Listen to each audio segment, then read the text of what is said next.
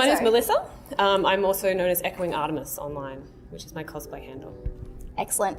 Now, you are the ambassador for cosplay here at Supanova. One of, yeah. One of. Mm-hmm. When did you first realise that you were passionate about cosplay? That was a long time ago. There's a lot of history there.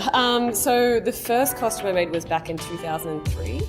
And I would say it was probably actually around the same time because there wasn't a lot of opportunity in Australia back then. Supanova was pretty much the only convention on the track, and it was once a year in Sydney, and that was about it.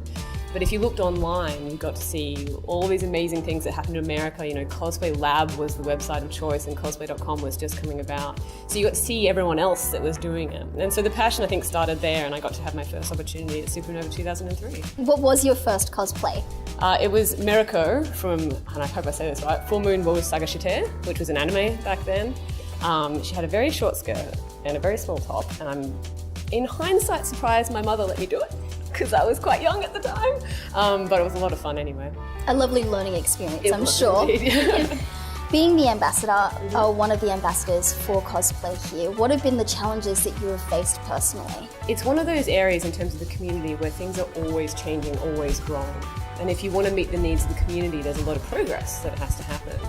And I feel like there's, you know, when I first did a convention as an ambassador, after the convention what I did was I compiled a list of, I think it was 33 recommendations for things that I would like to see Supanova do. I think the challenge for me is becoming prioritizing, because not everything can happen all at once, do you know what I mean? So in terms of the prioritization, originally it was things like you know, anti-harassment and safety and psychological first aid and making sure people had resources so they felt safe and comfortable here.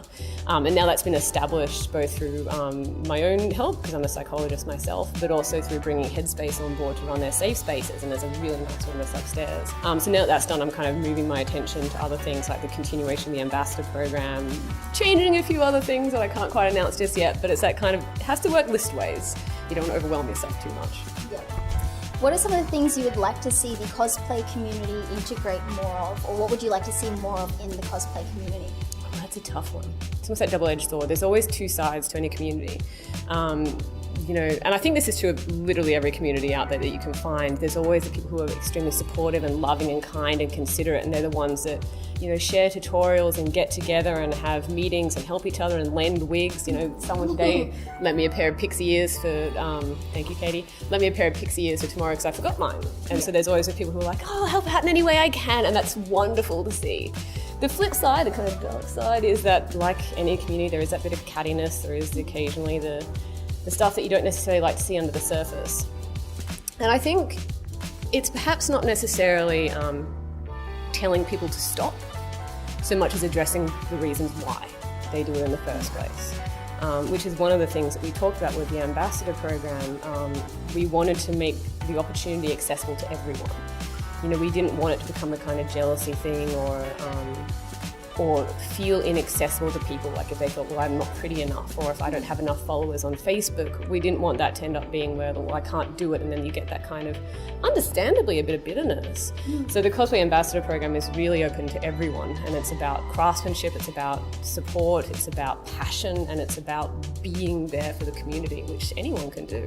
Now, last question, you do have a few costumes lined up for this weekend. Yes, this is one of them. Yeah, it's a very lovely costume. Tell me who you are cosplaying today and throughout the weekend, if you don't mind. Yeah, no, absolutely. And again, I hope I pronounce it right, because there's not a lot of consensus in the fandom community about how to pronounce a name, because it's from a book.